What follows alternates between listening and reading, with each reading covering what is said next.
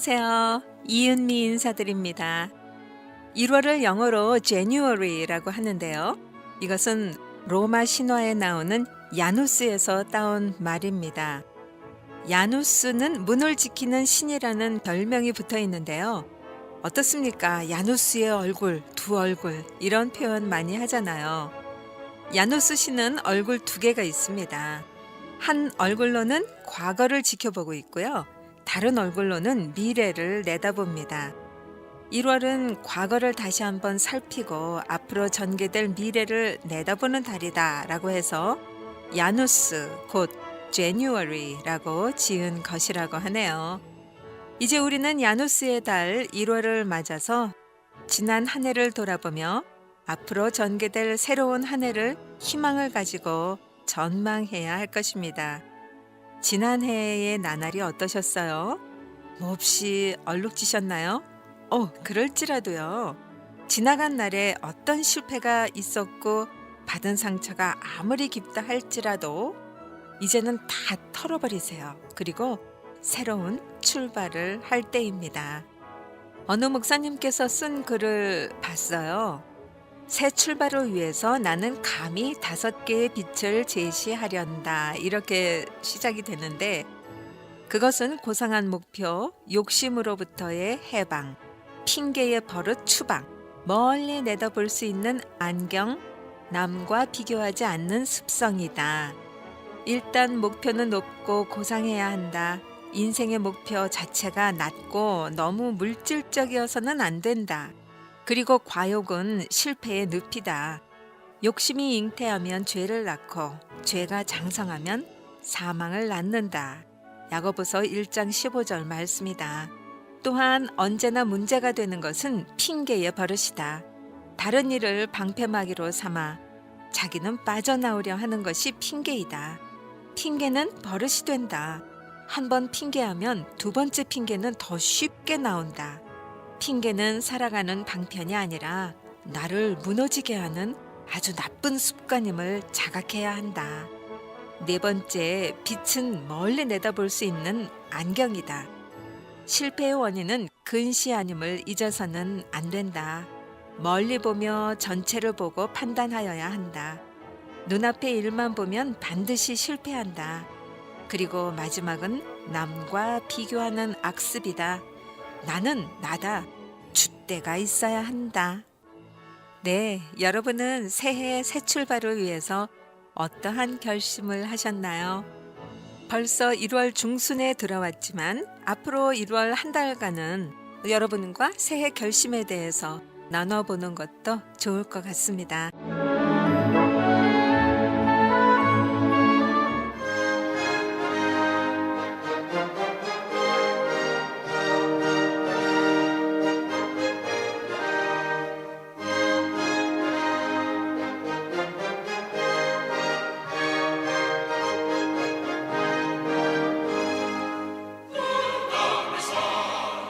백성들을 보라 수많은 심령 갈망하게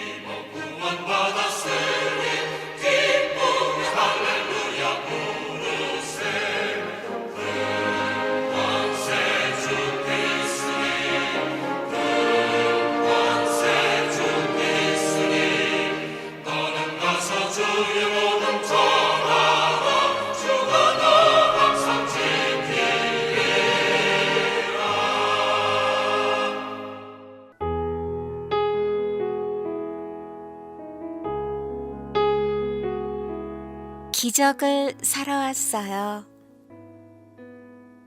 여보, 우리 앤드류 이제 죽은 거나 다름없소.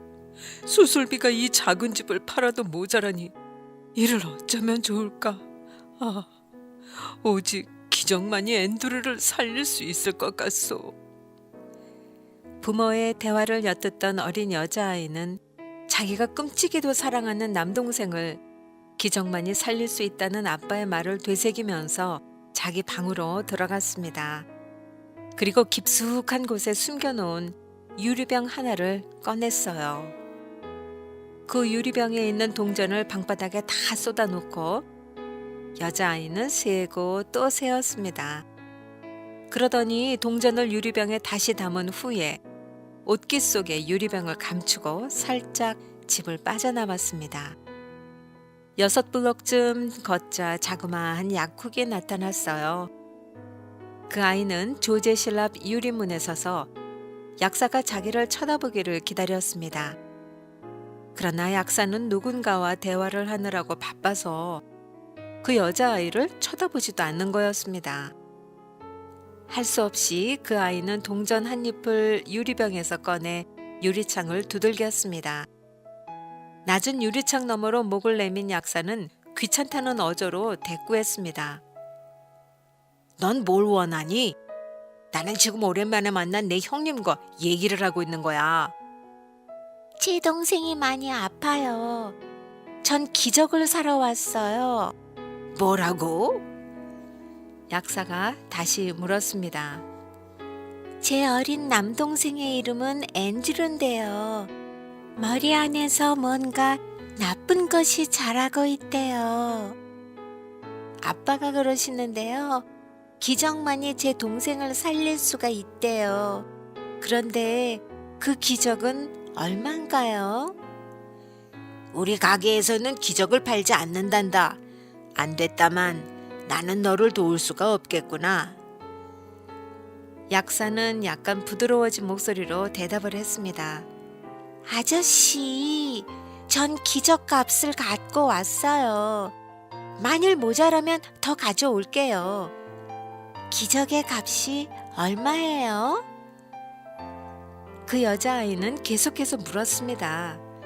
그때 옆에서 모든 이야기를 듣고 있던 한 신사가 그 아이에게 다가왔습니다. 바로 약사의 형이었습니다. 얘야, 내 남동생은 어떤 기적을 필요로 하지? 저도 모르겠어요. 제 어린 남동생은 머리가 많이 아파요. 수술을 해야 하는데 수술 비용이 없다고 했어요. 그래서 제 돈을 쓰려고 해요. 그래? 너는 돈을 얼마나 갖고 있는데? 그 아이는 들릴락 말락한 작은 목소리로 말했습니다. 1달러 11센트요. 그렇지만 모자라면 더 가져올게요. 호호, 그거 참 우연의 일치구나. 내 동생을 위한 기적값이 바로 그 돈이랑 꼭 맞아떨어졌구나. 그 신사는 한 손에 그 아이의 동전을 쥐고 다른 손으로는 아이의 손을 잡으면서 말했습니다. 나를 너의 집까지 데려다 주겠니? 내가 내 어린 남동생과 가족을 만나보고 싶구나. 아마도 네가 원하는 기적을 내가 줄 수 있을 것 같다. 정장을 한 그 신사는 다름 아닌 세계적인 명성을 갖고 있던 뇌수술 전문의 칼 암스트롱 박사였습니다. 시카고에서부터 동생을 보러 왔던 그는 앤드류의 병이 자기의 전공 분야인 것을 알았고 그 가족을 위해 기꺼이 자기 재능을 발휘했습니다. 그 후 수술은 성공적으로 시행이 됐고요. 수술비는 무료였습니다. 물론 가장 기뻐한 건 앤드류의 부모였지요. 하나님 감사합니다. 이건 정말 기적입니다. 우리가 도대체 얼마나 비싼 수술비를 면제받은 것인지요. 그 이야기를 들을 때마다 여자아이는 미소를 지었습니다. 왜냐하면 그 아이는 기적이 얼마인지를 알고 있었기 때문이죠. 그 기적의 값은 정확히 1달러 11센트였습니다. 거기에는 물론 그 여자아이의 사랑과 믿음이 가산되었고요.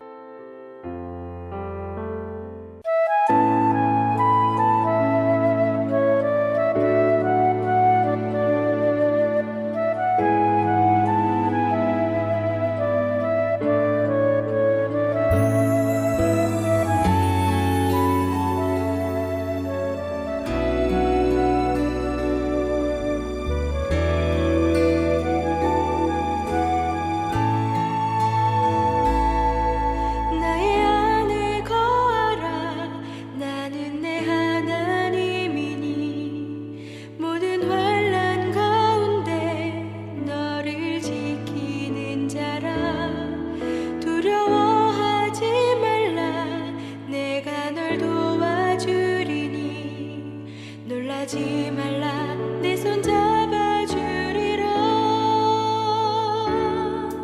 나의 안에 거하라 나는 내 하나님이니 모든 환난 가운데 너를 지키는 자라 두려워하지 말라 내가 널 도와주리니 놀라지 말라 내 손 잡아주리라 내가 너를 지켜하여 불렀나니 너는 내 것이라 내 것이라 너의 하나님이라 내가 너를 보배롭고 존귀하게 여기노라 너를 사랑하는 내 여호와라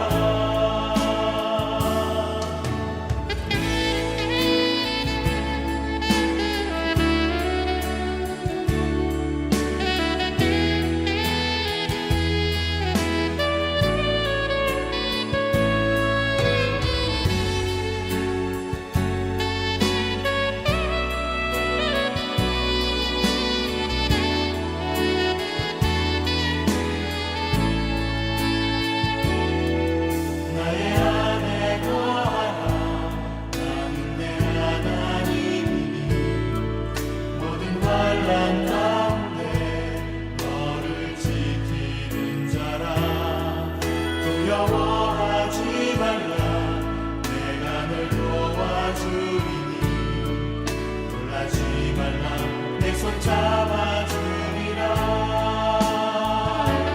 내가 너를 지켜하여 불렀나니 너는 내 것이라 내 것이라 너의 하나님이라 내가 너를 보배롭고 존귀하게 여기노라 너를 사랑하는 내 여호와라 내가 너를 지켜하여 불렀나니 너는 내 것이라 내 것이라 너의 하나님이라 내가 너를 보배롭고 존귀하게 여기노라 너를 사랑하는 내 여호와라 너를 사랑하는 내 여호와라 너를 사랑하는 내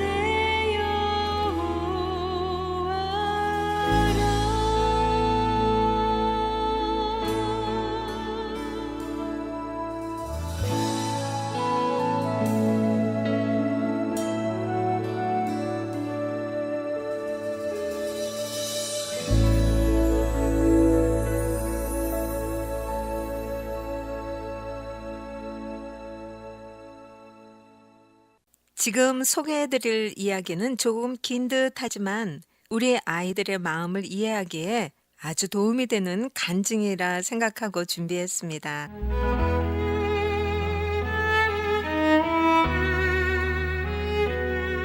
저는 회복되고 있습니다. 내 기억에 10명이 넘었던 것 같은 지금 생각해보면 책상 높이도 안 되는 키의 놀이방 아가들을 돌보는 일을 어머니는 하셨습니다. 엄마가 필요한 만 3살쯤의 딸은 외롭다는 마음을 표출했습니다. 그때마다 엄마는 짙은 피곤함을 풍겼고 나는 그것을 섬세히 느꼈습니다. 그것은 엄마의 무력감이자 더 깊숙이는 나를 향한 연민이었습니다. 아유, 너는 엄마가 이렇게 바쁜데 투정을 부리다니. 네가 어린애야? 혼자 있지 못하겠니? 나는 창피했고 그래서 나의 눈은 슬퍼졌고 내가 필요한 것을 얻기 위해 할 수 있는 것이 아무것도 없다는 무력감이 닥쳐왔습니다. 나는 다른 아이들 때문에 엄마로부터 나를 향한 시간을 빼앗겼다는 생각에 사로잡혀 있었고 아마도 추측해보건대 엄마의 분주했던 생각 속 어딘가에 내가 있기는 있었겠지만 그게 현실이 되지 않았음에 화가 나기 시작했습니다. 어린 나는 엄마 육신의 눈앞에 보였지만 딸이 아닌 그저 여러 명 중 한 원아로 보였던 것이 틀림없습니다. 엄마는 어린 내가 속한 유아 모두를 먹이려 카레를 만드셨고 같은 방에서 함께 시간을 보내고 있었지만 나의 엄마가 아닌 보모로 나를 쓸쓸하게 버려두고 있었다는 이야기를 하고 싶습니다. 어린 나이에 격분하고 있었던 모습이 그려집니다. 아주 깊은 아픔이었습니다. 작은 내 마음은 따스하면서도 부드럽게 다가오는 엄마의 시간을 그리워했습니다. 그러나 나는 실망을 표출하지 않고 감췄습니다. 마음이 아팠지만 그것을 모두 가라앉혔습니다. 그때 나의 옆에 블록 같은 놀이감이 보였습니다. 외로움이 손이 되어서 블록에 몰두했습니다. 외로움이 옮겨간 손으로 탑을 쌓으며 눈물을 꾹 눌러 앉혔습니다. 나는 내가 어두울 때 엄마가 마시던 커피처럼 내게 다가와 나의 마음을 알아주고 나의 쓸쓸함을 달래주고 함께 있어주기를 원했습니다. 그것을 기다렸습니다. 그런데 그것은 이루어지지 않았습니다. 나는 엄마가 미웠고 상한 마음을 깊은 곳으로 가라앉히려 애를 썼습니다. 그때 나는 매일매일 눈물 수족관 깊이에 가라앉고 있었습니다. 친구의 생일 파티에 초대된 적이 있었습니다. 거기서 먹은 따뜻한 호빵이 너무 위로가 되었고 호빵이 깊이 각인되어 기대에 부푼 마음으로 엄마에게 기쁜 마음으로 호빵을 만들어 달라고 부탁했습니다. 그런데 엄마는 한없이 나를 기다리게 했어요. 나는 너무 오래 기다린 나머지 내가 마치 호빵이 되어버린 것 같았습니다. 매일 호빵 속 달콤한 추억을 생각하며 엄마에게 자주 호빵을 말했습니다. 그렇게 자주 부탁을 했건만 엄마는 호빵을 잊어버렸던 걸까요? 끝내 엄마의 호빵은 내게로 오지 않았습니다. 나는 지금도 따뜻한 호빵의 김이 보입니다. 그러다가 발견한 딸이 공부를 잘해 성적표를 가져오면 그렇게 좋아하는 엄마 때문에 성취감과 친해지게 된 것입니다. 엄마가 나를 위해 호빵 만들어주는 일은 결코 없었지만 분주함으로 가슴이 터질 것 같았던 엄마는 자그마한 딸이 마음속 분을 풀 수 있고 할 수 있는 일을 찾도록 도와주었는데 그것은 공부로부터 시작된 성취감, 딸을 엘리트로 키우려는 엄마의 욕망이었습니다. 늘 지쳐 있다가도 딸의 성적표만 보면 힘을 얻어 팔을 짚고 일어나는 엄마. 외로움에서 비롯된 아픔과 성취감이라니 참 묘한 동거였습니다. 나는 지겨운 일기를 조금 더 재미있게 써보고자 눈이 종소리로 울려 퍼진다는 시를 썼습니다. 그런데 그것이 나에게 감동이 되는 것이었습니다. 일기를 선생님이 읽어주시자 나는 내가 깊이 이해받고 있다는 따뜻한 마음이 들었습니다. 나는 시를 써야겠다는 꿈이 생겼습니다. 초등학생이던 어느 날 집에서 아빠에게 열띤 몸으로 주장을 폈습니다. 아빠, 저는 이 다음에 시인이 될 거예요. 그때 나는 아빠의 일그러지는 표정을 읽었습니다. 아빠는 시인은 그저 꿈일 뿐이야 라고 생각하는 것 같았습니다. 아빠는 꿈이 아니라 돈을 벌어야 살 수 있다고 생각하고 있었던 것입니다. 시인은 좋은 직업을 가지고도 얼마든지 할 수 있어. 부드러운 목소리로 내 영혼을 한껏 여유롭게 거절하시는 아빠. 나는 부끄러웠습니다. 단순히 내 주장이 거절당했기 때문이 아니라 마음에서 발견한 꿈을 아빠가 받아주고 함께 기뻐하길 원했던 바람이 좌절되었기 때문이었습니다.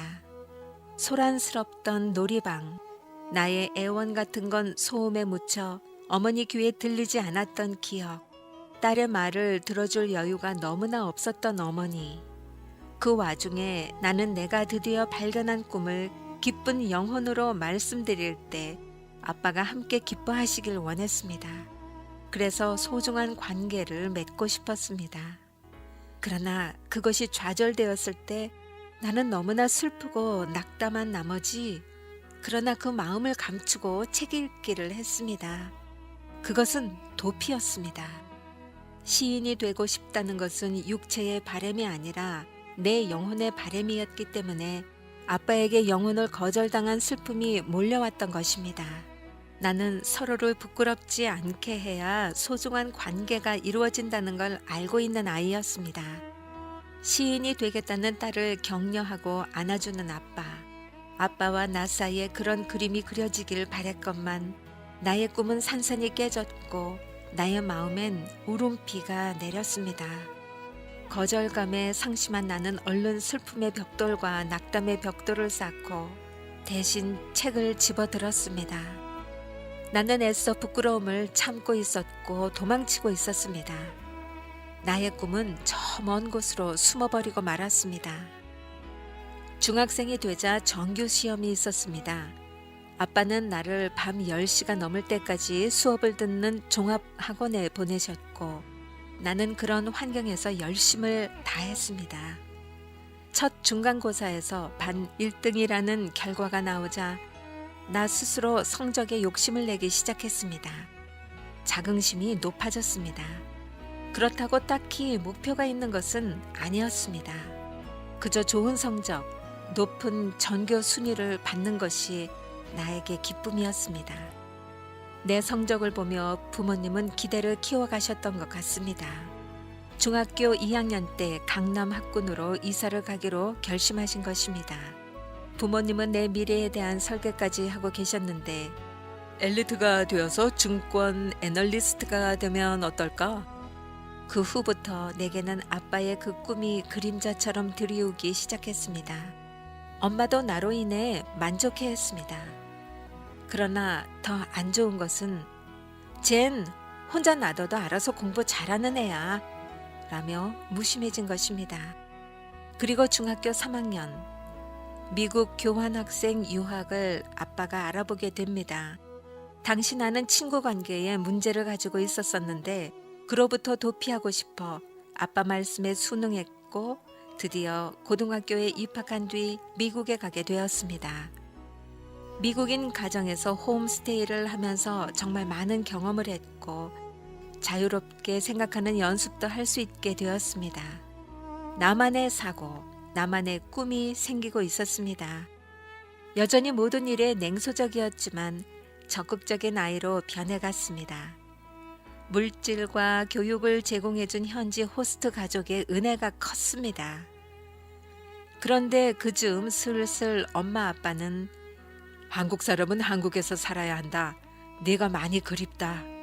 라는 표현을 해와 나는 영어 향상을 위한다는 명목으로 모든 연락을 끊고 가끔 영어 이메일로만 교통을 이루고 있었습니다. 그때 호스트였던 미국인 아버지가 한 말. Your English may improve. 지연이의 영어가 앞으로 더 날개를 달 것 같다는 설득에 나는 더 높은 곳으로 비상해야겠다는 생각을 갖게 되었습니다. 집을 떠나 사는 것이 내게 더 많은 생각을, 많은 자유를 만끽하게 해줄 거야. 그러면 더 많은 일을 할 수 있을 거고 라는 생각이 들었습니다. 파자마 데이, 학생 회장 선출, 학교 대항 풋볼 게임의 날 등 미국 학교에 재학하는 동안 나의 즐거움은 한국에 있을 때와 비교도 안 되게 커져갔습니다. 점점 나는 미국에서 대학에 진학해야겠다는 생각을 하게 되었습니다. 그런데 그런 내 뜻이 꺾인 것은 결국 부모님의 막막함 때문이었습니다. 아직 성년도 되지 않는 딸을 어떻게 떨어져 외딴 미국에 가서 살게 한단 말인가? 엄마 아빠의 의지는 확고했습니다. 결국 나는 그 뜻을 어길 수가 없어 모든 것을 접고 한국으로 돌아오게 됩니다.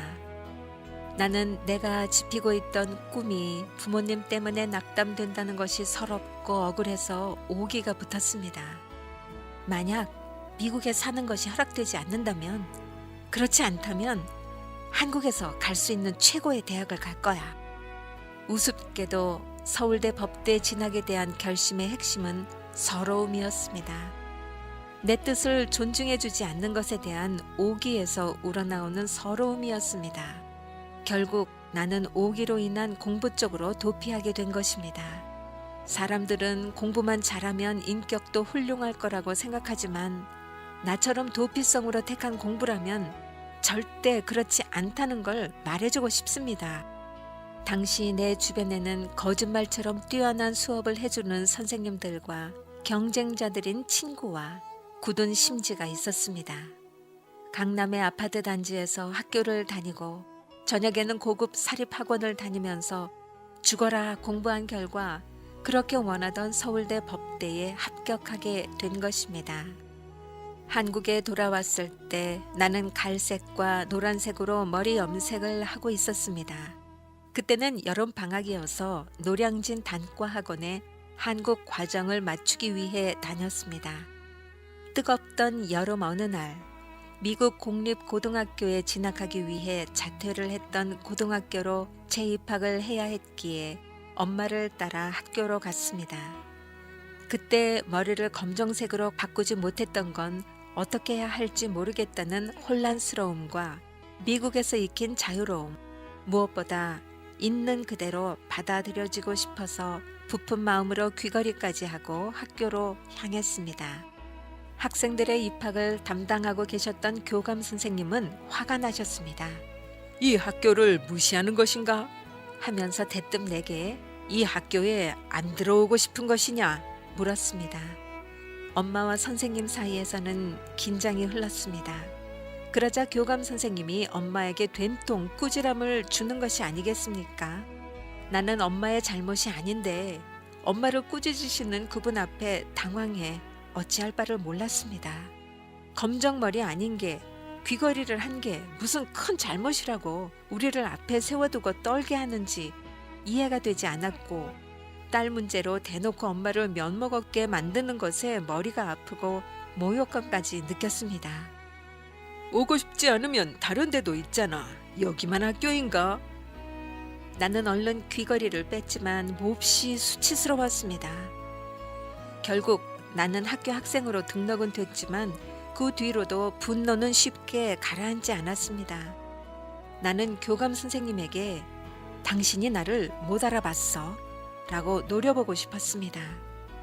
결국 눈물을 흘리며 돌아서서 내가 당신네 학교에 꼭 필요한 사람이었다는 것을 증명해야겠다는 뜨거움이 올라왔습니다. 철없음이 내게 공부에 몰두하게 하는 계기를 만들어 주었다고나 할까요? 드디어 서울대 법대 합격. 내가 한 노력으로 최고의 대학에 들어왔어 라는 자부심이 나를 감쌌던 1학년. 하지만 나는 수업 선택에서부터 혼란스러워하고 있었습니다. 대학에 왔다는 것 말고 다른 목표나 방향이 내게는 없었기 때문입니다. 그렇기에 허영심만 나를 입히고 있었습니다. 서울대에는 우유팩차기라는 학우들과 함께 할 수 있는 놀이가 전해오고 있었습니다. 아직 서로가 친하지 않을 때 함께 시간을 보내게 하려는 선배들의 배려였는데 서울대 마당에서 공부 잘하는 아이들이 모여 이 팩차기를 할 수 있다는 것도 내게는 자랑스러움이었습니다. 당시 나의 어깨는 자부심으로 한껏 올라가 있어 쉬는 시간에 선배가 사준 와플 하나를 먹으면서도 자랑스러워 했습니다. 그러나 나는 이미 이룬 목표 뒤에 또 공부를 한다는 것을 싫어했습니다. 아주 어린 생각이었습니다. 수업에 대한 기대보다는 낭만적인 대학 생활, 선배가 밥을 사주는 것이나 친구들과 토론식 대화를 나누는 것, 이런 것을 향한 열심이 나의 중심을 지키고 있었습니다. 무엇보다 나를 흥분시킨 건 경쟁 관계에 있으면서도 서로를 좋아해주는 친구들과 학내 카페테리아에서 모임을 가질 때였습니다. 다른 대학도 마찬가지겠지만 죽어라 공부해서 대한민국 최고의 대학에 들어온 터여서인지 남학생과 여학생이 만날 때면 묘한 긴장감이 생성되기 시작했고 누가 누구를 좋아하나 같은 것에 몸이 달아오르기 시작했습니다. 물론 나도 뜨거운 연애를 들뜬 마음으로 몰래 기다리고 있었습니다. 우리가 1학년이던 어느 날 국회에서는 이해의 다툼 속에서 법조인 양성을 로스쿨 시스템으로 대체하겠다는 법이 만들어졌고 발이 시렵던 도서관에서 몇 동기들은 늦을세라 사법시험 준비에 돌입했습니다. 현실에 바람이 불었습니다. 나도 거절할 수 없어 친구들의 무리에 뛰어들었습니다. 그러나 곧 나는 이 어려운 시험을 단지 현실적인 이유로 우리가 도태될지도 모른다는 냉철한 판단 속에서 억지로 강요받았다는 것에 화가 나 시험에 무심하게 되었습니다. 뜻하지 않은 현실이 다시 한번 나를 방황 속에 혼자가 되게 나를 끌고 들어가 버린 것이지요. 내 마음은 긴장으로 춥기도 하고 들뜸으로 뜨겁기도 했습니다.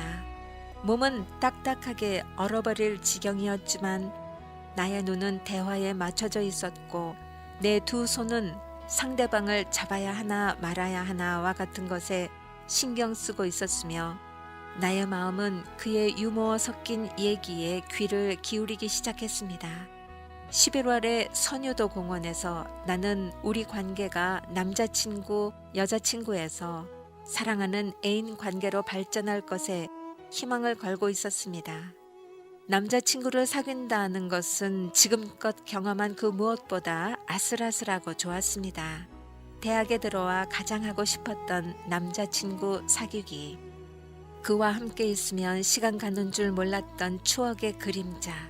부모로부터 받지 못했던 사랑을 마음껏 받을 수 있다는 기대감. 처음은 이처럼 애가 닳고 가슴이 뜨거웠었는데 어느 날 둘이 손잡고 밤길 하교를 하던 길에 네가 나를 볼 때 생글생글 웃지 않잖아. 내 마음을 좀 봐. 하고 그가 말했을 때 나는 자존심이 상한 것도 모자라 분노의 마음까지 잃었습니다. 그때 나는 나의 자아가 심하게 공격받는 것 같다고 생각했습니다. 나를 있는 그대로 사랑해주지 않다니 하는 비판의식이 일었습니다. 내가 하도 말을 안 들어서 그가 서러움에 찬 것일까요? 어느 날이었을까? 함께 학교 체육관에서 운동을 마친 후 대학 정문 버스 정류장까지 걸어 내려오면서 나는 그에게 되물었습니다. 도대체 사랑 못 받고 있는 까닭이 뭔데? 그런데 기가 막힌 건 내가 공격하자 그가 곧바로 더 세게 공격적인 말을 하는 것이었습니다. 참, 나를 왜 있는 그대로 받아두지 않는 거지? 나는 머리가 지끈거리기 시작했습니다. 그로부터 남자친구는 나의 자존심을 흔들어 나를 넘어뜨린 뒤 내가 갖고 있는 신념 체계와 사상을 바꾸려 했고 나는 그런 남친이 나로부터 사랑이 멀어졌다고 느껴 점점 고집이 세워져 갔습니다. 우리의 힘든 것은 세계관의 차이였습니다. 그때 나는 하나님을 모르는 사람이었고 그는 하나님께 밤이 오면 핸드폰 문자도 피하고 기도하는 사람이었습니다. 우리는 정말 많이 다퉜습니다. 아이러니하게도 그 다툼은 나중에 나를 허망한 데서 건지시는 구원의 열심, 예수님의 십자가 고통으로 다가와 생명을 얻기까지 지성과 자아가 깨지고 교정되는 역사가 되어 주었습니다. 엄청난 치통 같은 것이었습니다. 그것은 입안에서 녹아버린 알약처럼 쓰고 아픈 계절이었지만 오염되고 병든 내게 있어야만 하는 과정이었습니다. 하나님의 창조 대신 빅뱅 이론 따위나 중얼거리며 다녔던 나에게 맞지 않는 남자친구를 통해 조금씩 하나님의 향기가 배어들고 있었습니다. 그를 따라 예배 자리에 가기도 했고 그가 읽은 책, 그가 갖고 있는 지식, 그의 알무로부터 많은 말들을 들었습니다. 그러나 그가 어떤 노력을 기울일지라도 나는 예수 그리스도에 대하여 무관심했습니다. 예수님은 나를 기다리고 계셨지만 나는 성화와 기도라는 어줍잖은 서적 같은 것에서 진리를 발견하려 애썼고 결국 나는 남자친구와의 결별 이후 제 정신을 잃어버리고 말았습니다. 왜 아팠을까? 그것은 서서히 거절할 수 없이 찾아오고 말았는데 시작은 고시 공부를 하고 있던 중에 일어났습니다. 남자친구와의 결별 이후 나는 혼자 이웃 독서실에 가서 외로이 점심을 먹었고 그 외로움을 나눌 친구도 없이 지내고 있었습니다. 어떤 희망 같은 것을 붙잡으며 처음에는 굳센 의지로 시작했던 고시 공부였지만 어떤 버팀목이 없었습니다. 점점 나이는 차가고 어서 자리 잡아 결혼도 하고 싶은데 마음대로 되는 일은 없고 엄마 아빠는 숨죽이고 바라보고만 있을 뿐 물론 마음으로는 응원해주고 있었지만 침묵 속에 어둠이랄까요? 무엇보다 가장 무서운 건 내 안에 남자친구와의 헤어짐이 울분으로 남아있었다는 것입니다. 더 무서운 건 이것으로 누구에게도 위로받지 못해 깊은 상처로 남아있게 되었다는 것입니다. 당연히, 아주 당연히 점수가 잘 나오지 않으면 더욱 불안해지는 미래. 나에게는 고시 준비 생활이라는 것이 있었지만 학업이 뜻대로 되지 않으면서 모든 게 엉망진창. 처음 가졌던 꿈마저 희박해져 가고 있었습니다. 괴로웠습니다. 물론 아무도 들어주는 이 없어 이것들을 말하지도 못했고 표현하지도 못했습니다. 나는 자주 하늘을 올려다보기 시작했습니다. 그저 외롭고 슬플 때면 하늘을 올려다보는 것만이 내게 위로였습니다. 하늘만 바라보고 묵상하고 하늘만 바라보며 나의 아픔을 토해내고 있었습니다. 남자친구 때문에 알게 된 성경을 읽기 시작했지만 그럴수록 나와 세상에 닿아 있던 한 가닥 실이었던 남자친구와 헤어졌을 때 처절한 기분만 더 들 뿐이었습니다. 나에게는 다른 힘이 없었습니다. 서울대 법대 진학 이후에 내 앞에 빛나는 햇살처럼 보였던 길, 세상의 항로들, 사법고시, 행정고시, 아니면 이것들을 정리한 후 유망 기업의 취직, 이것이 내가 가야 할 인생의 흐름이었고 가장 가까운 조언자인 부모님의 희미한 희망이었고 내게 유일한 살 길로 보였지만 안타깝게도 어느 틈에 나는 그 모든 길을 잃어버리고 말았습니다. 나는 정신증을 알아가고 있었습니다. 나는 의사를 신뢰하지 않았습니다. 의사는 내가 하는 말을 듣고 비합리적이라고 할 뿐이었습니다. 나는 의문에 휩싸였습니다. 내가 나의 생각과 상상을 전달하기 위해서 그렇게 준비하고 기대하는 마음으로 젊은 의사를 믿고 미리 적어두기까지 해서 드디어 면담실에서 말을 했을 때 그 의사는 이미 나에 대한 확증을 가지고 까다롭다는 생각으로 나의 병적 진단에만 집중하고 있었습니다. 나는 속이 상했지만 내가 할 수 있는 일은 언젠가는 이 병원에서 나가는 일에 소망을 품고 그리워하며 갇혀 있을 뿐이었습니다. 어느 날 나는 천천히 내가 있는 정신병원을 돌아보았습니다.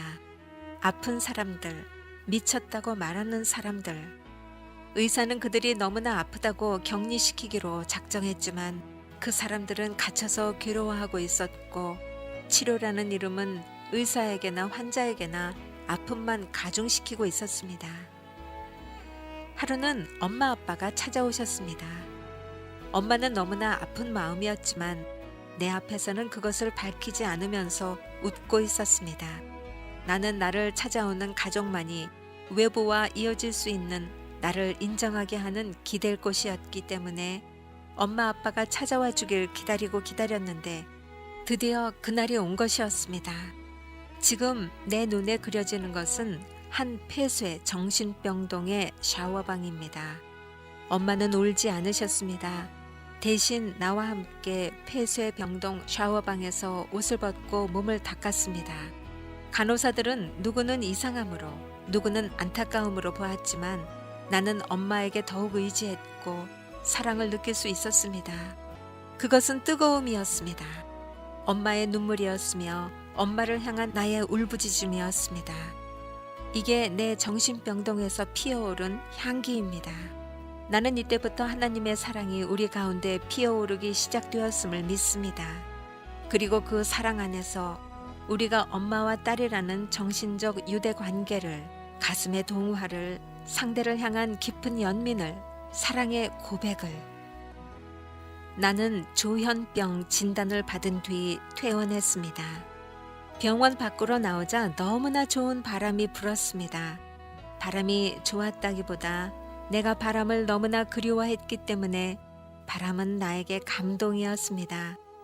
우리 집에는 딸이 병을 앓고 있다는 아픔이 짙게 배어 있었지만 나는 아프다고 울지 않았고 가족 누구도 아프다고 하지 않았습니다. 매일 저녁 약 먹는 시간이 쉽지 않았지만 나는 하나님께 나아가 깊이 의존하기 시작했습니다. 안 가겠다는 나를 병원에 보냈고 매일 약을 먹어야 한다고 은근히 강요하는 엄마 아빠 때문에 자주 우울에 빠지고 약물 반응으로 몸을 가누기 힘들 때가 많지만 나는 하나님을 의존해야 산다는 믿음이 자라오르는 걸 느낍니다. 전에 나는 기운이 하나도 없어 혼자서는 씻을 수도 없었고 자유롭게 바깥에 나가 다니지도 못했지만 이젠 조금씩 나아져감을 느낍니다. 사람의 흥분을 돕는 호르몬, 그 이름은 도파민 호르몬인데 내가 얼마나 지쳐 있었으면 그 호르몬 주사를 다 맞아야 했습니다.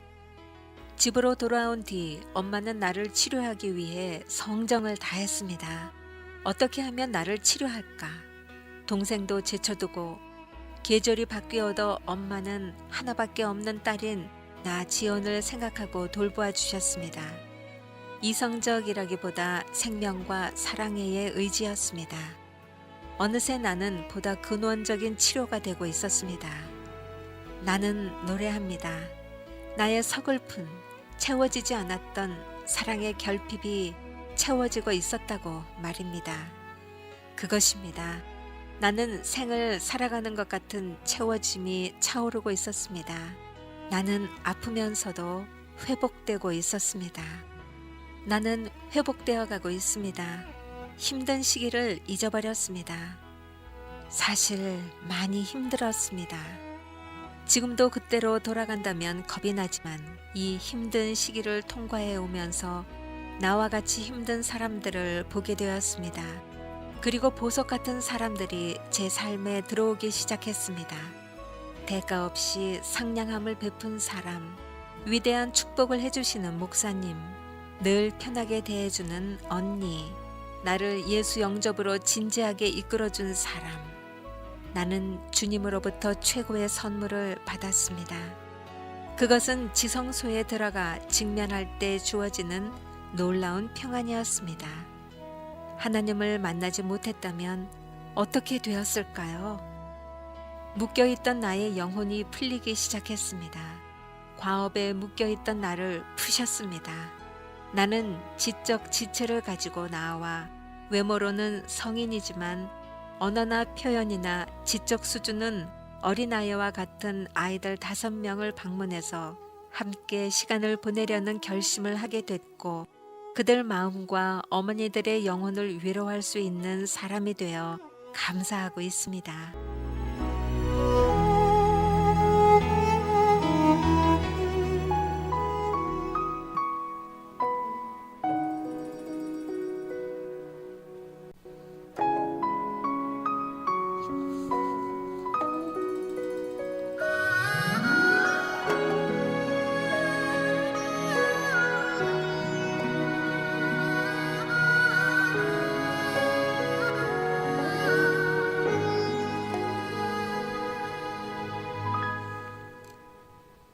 주님이 홀로 가신 그 길 나도 따라가오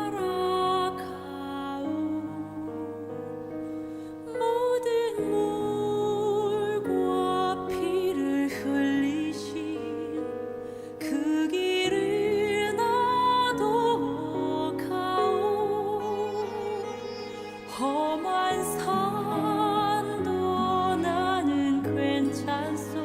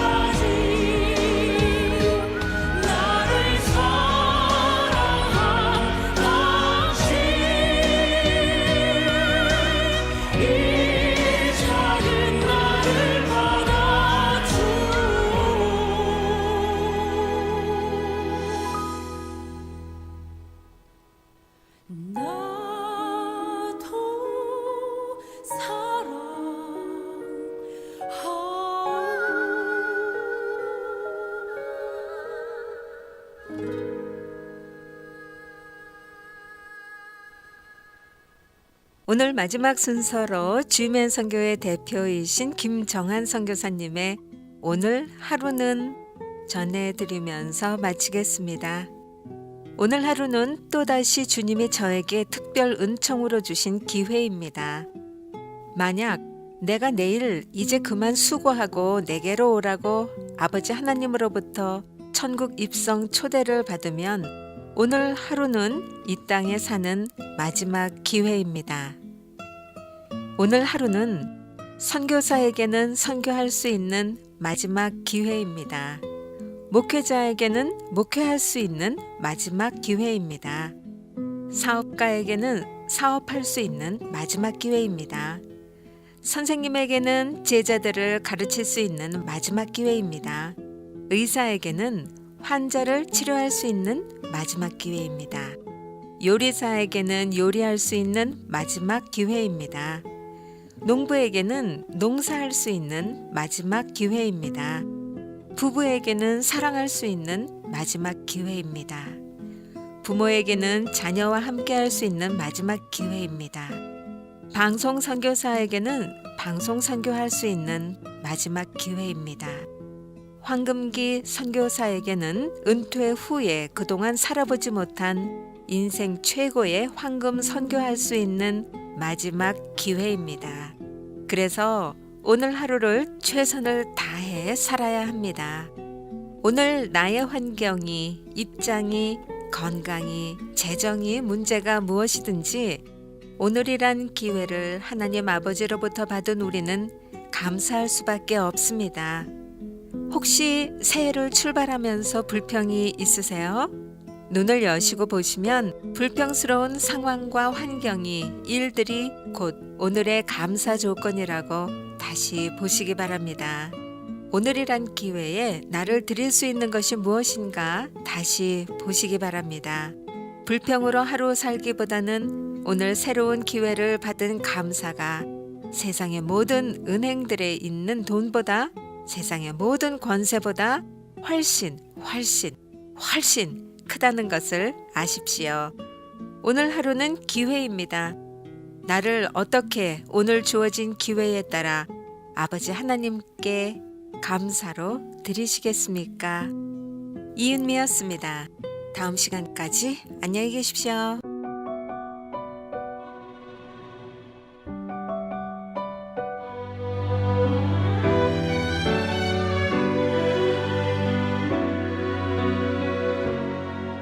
너의 가는 길에 주의 평강이 있으리 평강의 왕 함께 가시니